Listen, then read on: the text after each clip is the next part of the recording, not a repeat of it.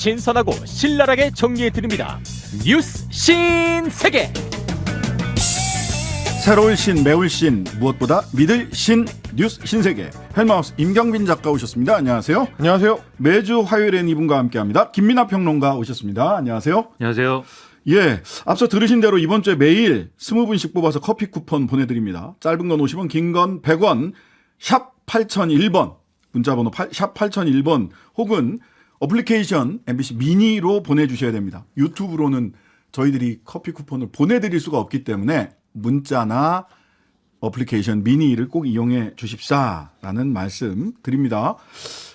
아까 그 아랫단에 유튜브 보시는 분들은 보셨겠지만 오늘부터 청취율 조사 시작됐습니다. 02로 시작되는 번호 전화 오면 꼭 받아서 신장식의 뉴스 아이킥 선택해 주시기 바라겠습니다. 자, 지금 비가 오기 시작을 했나 봐요. 댓글에 비 온다, 비가 많이 왔으면 좋겠습니다. 산불 진화 좀 되게. 이 비를 많은 분들이 반기시겠지만 가장 반길 분은 두 분이지 않을까. 김진태, 김영환 두 분이지 않을까 싶은데요. 아마도 이제 산불 피해 지역들이 워낙 많은데 뭐 이 지자체장들이 약간 눈치 없는 일을 벌이다가 지금 혼쭐이 나고 있는 와중이라서 그렇게 말씀하시는 모양이에요.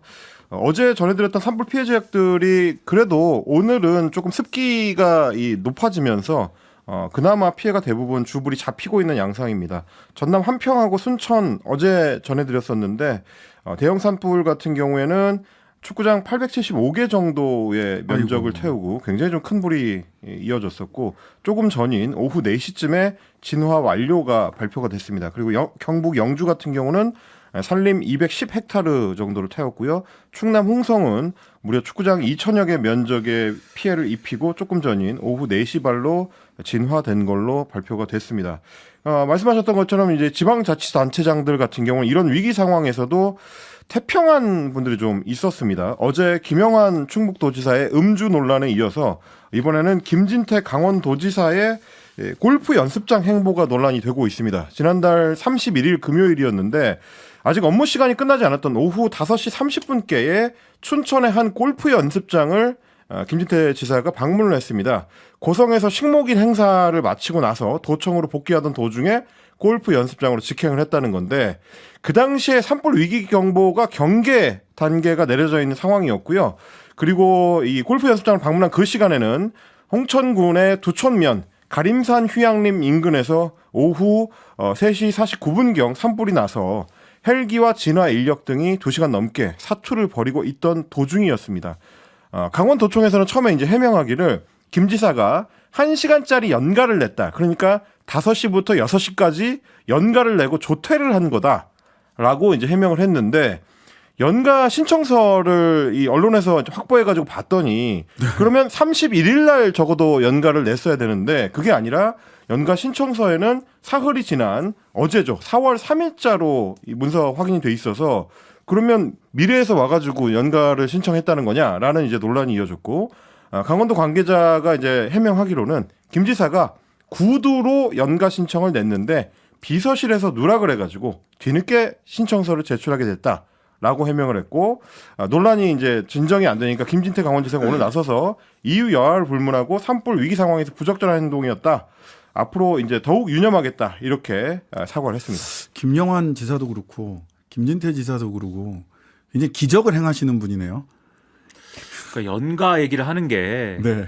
연가 얘기를 왜 할까? 그러니까 업무 시간에 골프 쳤다 이 얘기를 피해가고자 하는 거잖아요. 예. 근데 지금 업무 시간에 골프를 쳤다 이거를 넘어서서 업무 시간이 아니어도 사실은 정의치에서 비상대기를 했어야죠. 그럼요. 산불이 계속 나고 특히 강원도 지역 같은 경우는 산이 그렇게 많은 지역에 이 도지사가 이렇게 좀 널널하게 있을 것은 아닌 것 같고 그리고 특히 지금 이 근처에 있는 예를 들면 농촌에서 뭐 이 논두렁을 태운다든지 쓰레기 소각한다든지 이런 일이 많기 때문에 그래서 그게 산불의 원인이 되고 있는 그런 경우들이 많은데 도지사로서 이런 일들을 미연에 방지하기 위해서 할 일이 굉장히 많지 않습니까? 네. 얼마나 많은 일들이 있습니까? 골프 칠 때가 아니었는데 업무 시간이나 아니든 이런 부적절한 이런 대응을 하다가 결국 어쨌든 사과를 했어요. 저는 사과를 한 것은 참 다행이다. 왜냐하면 김영환 지사는 사과도 안 하고 뭐 이러니까 네. 그거에 비교하면 다행이지만 어쨌든 이런 부적절한 처신에 대해서 제대로 좀 돌아보길 바라고 골프는 줄이시기 바랍니다. 옛날에 국무총리가 골프 쳐가지고 그 난리 나가지고 그만둔 적도 있어요. 맞아요. 이 골프는 줄이시기 바랍니다.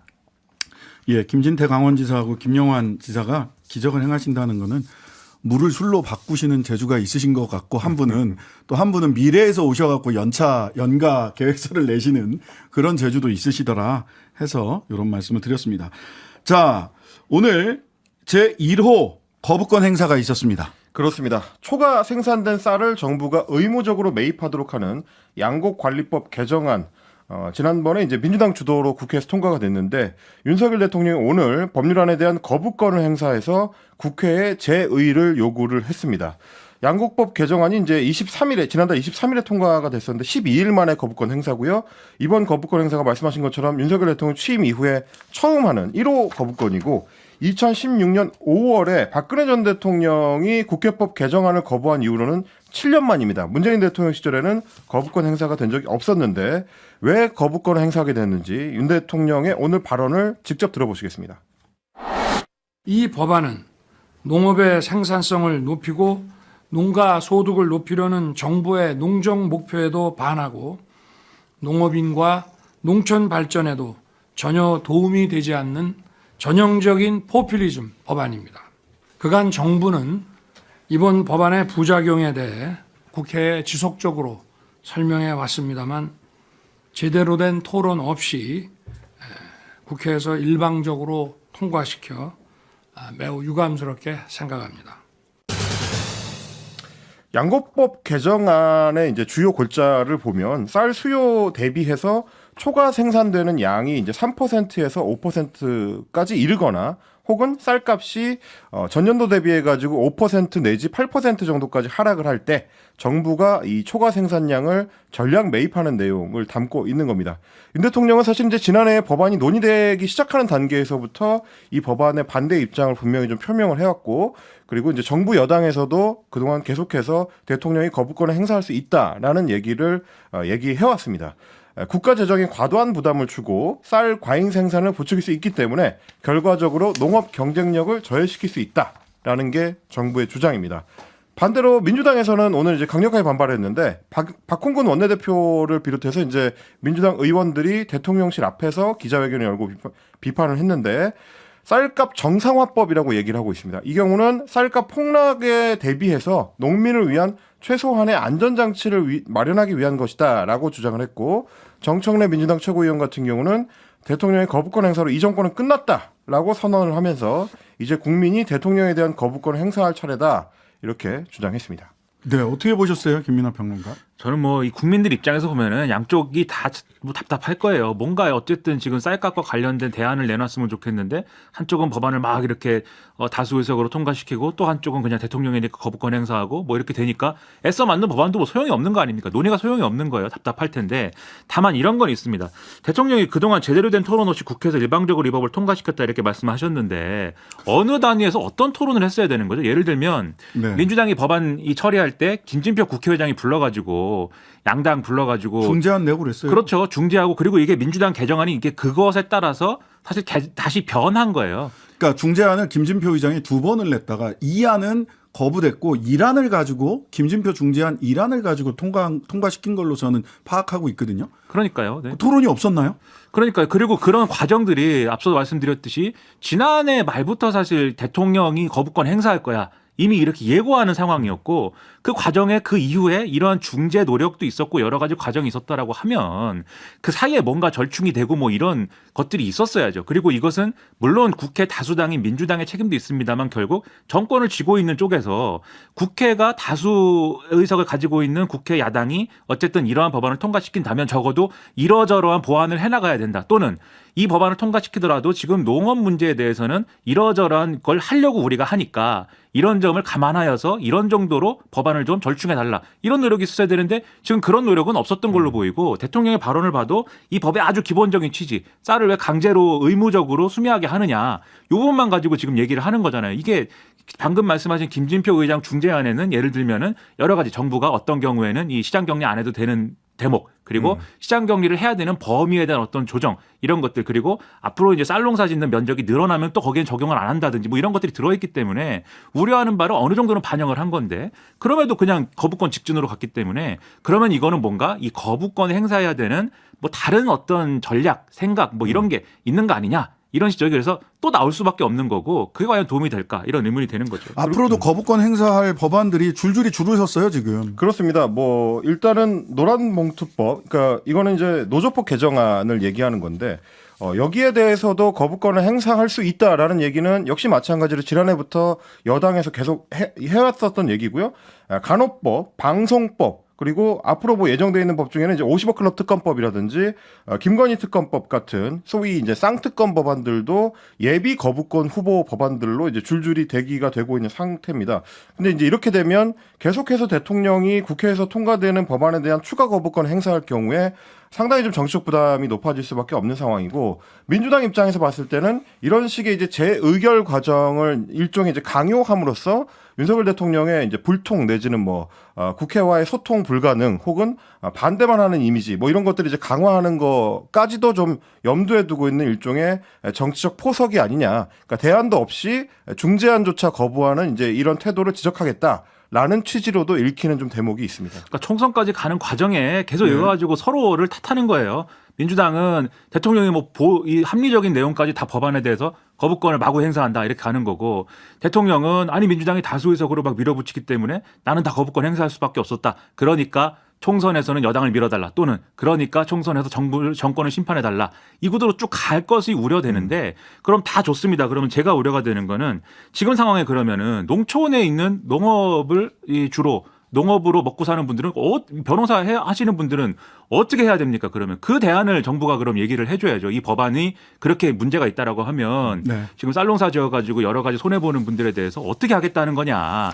예를 들면 지금 한덕수 국무총리가 뭐 저번에 이제 밝힌 바를 보면은 밀농사나 콩농사 줘도 거기에 대해서 직불금을 주겠다든지 뭐 이렇게 말씀하시는데 이게 뭐 농장 게임도 아니고 벼농사 짓다가 그 아이템만 바꿔가지고 뭐 이게 할 수 있는 것도 아닌데 그렇게 접근하는 것은 제가 볼 때 현실적이지 않고 농업을 어떻게 할 것이냐 이 문제에 대해서 로드맵이 없어요 지금. 그러니까 심지어 사실 지금 김민하 평론가 지적해 주신 부분은 개정안 내용에 포함이 되어 있습니다. 그러니까 이를테면 시장 격리 의무화만 법안에 들어가 있는 게 아니고 그게 아니더라고요. 벼 재배 면적을 조정하는 거를 이제 법제화하는 내용이 들어 있습니다. 그러니까 다른 작물로 농지를 용도를 바꿀 수 있도록 최대한 지원하고 거기에 이제 국가 예산을 사용할 수 있도록 지금 법안 내용이 들어 있기 때문에 뭐 총리가 얘기했던 내용들도 사실은 이 법안을 통해서 어느 정도 달성될 수 있는 거라서 조금 이제 정부가 좀 적극적으로 나서서 대안을 찾으려는 노력을 같이 했으면 법안이 좀 더 정교해질 수 있었지 않을까 뭐 그런 생각이 드는 거고요.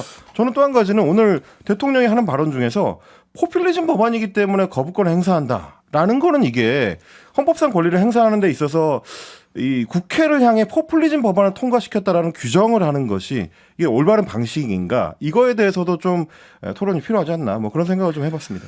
저는 우리가 이제 농업 문제 대통령이 오늘 이런 얘기를 했어요. 생산성 높은 산업으로 농업을 만들고 농업과 농촌을 재구조해 농업인들이 살기 좋은 농촌이 되도록 만드는 것. 그다음에 관광과 문화 콘텐츠를 결합해 2차, 3차의 가치가 창출되도록 하는 것. 되게 아름다운 말씀들을 하셨거든요.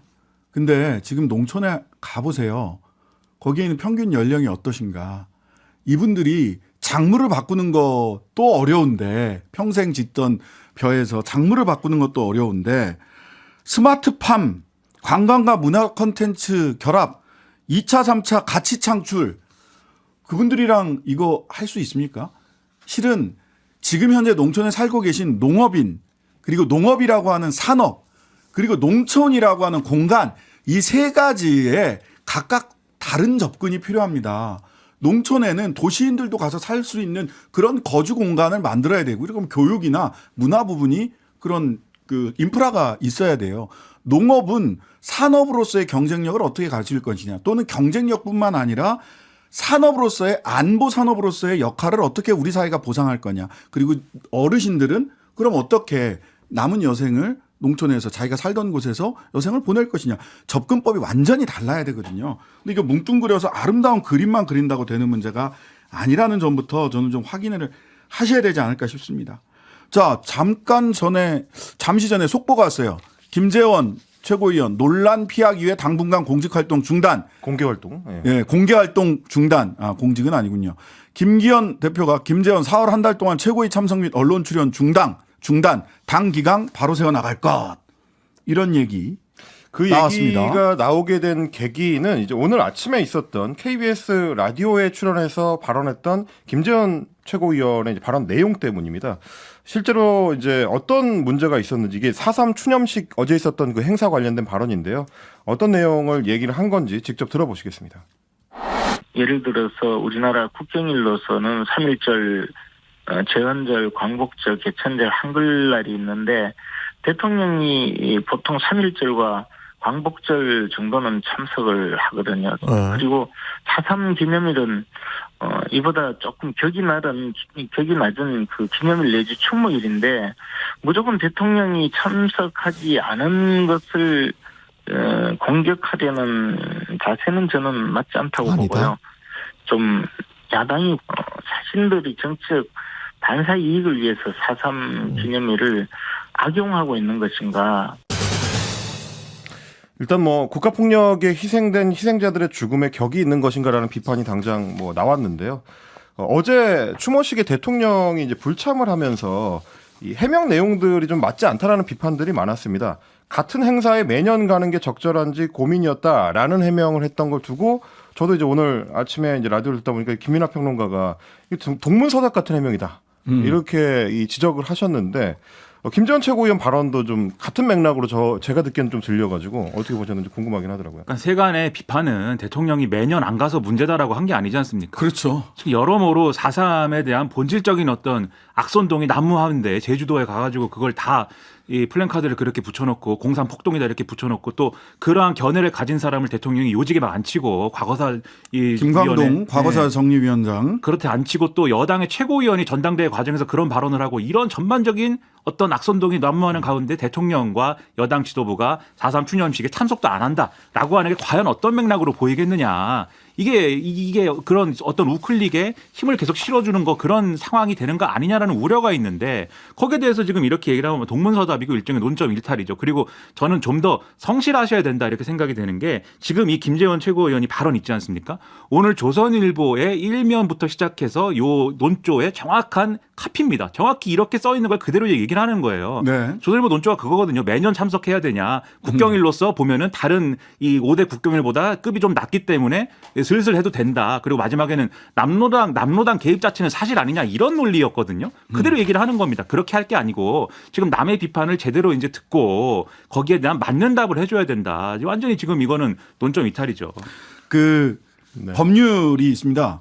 국경일에 관한 법률 우리나라 5개 국경일을 법으로 정해놨고요. 공휴일에 관한 법률이 있습니다. 국경일과 기타 뭐 1월 1일 설날 뭐 이런 거 있는 공휴일을 정해놓은 게 있고요. 마지막으로 무슨 규정이 있냐면 각종 기념일 등에 관한 규정이 있습니다. 각종 기념일은 우리나라에 전체 53개 국가가 정해놓은 게 있습니다. 여기에는 서해 수호의 날 3월 넷째 금요일 바로 이게 6번이고요. 7번이 4.3 희생자 추념일 4월 3일입니다. 6번 서해 수호의 날 대통령 부부가 참석하셔서 눈물을 흘리고 롤콜 하셨습니다. 바로 그 다음 기념일이 4.3입니다. 이거는 그냥 한번 가니마니가 아니라 이 국가기념일 53개의 국가기념일에 대통령이 위계와 서열을 정해놓고 있다라고 하는 반증으로 읽힐 수 있다라는 점, 이 점에 대해서 얘기하지 않고 매년 4월 3일 날 가야 됩니까 말아야 됩니까 이렇게 얘기하는 거는 논점 일탈이죠. 당내에서도 비판이 나오지 않습니까? 그거 좀 귀 기울여 드려야 되지 않을까 싶습니다. 네. 자, 뉴스 신세계 오늘은 1부에서 마무리합니다. 헬마우스 윤경미 작가, 김민하 평론가 두 분 감사합니다. 고맙습니다. 하루 종일 기다려지는 진짜 시사. 평일 저녁 6시 5분 신장식의 뉴스 하이킥.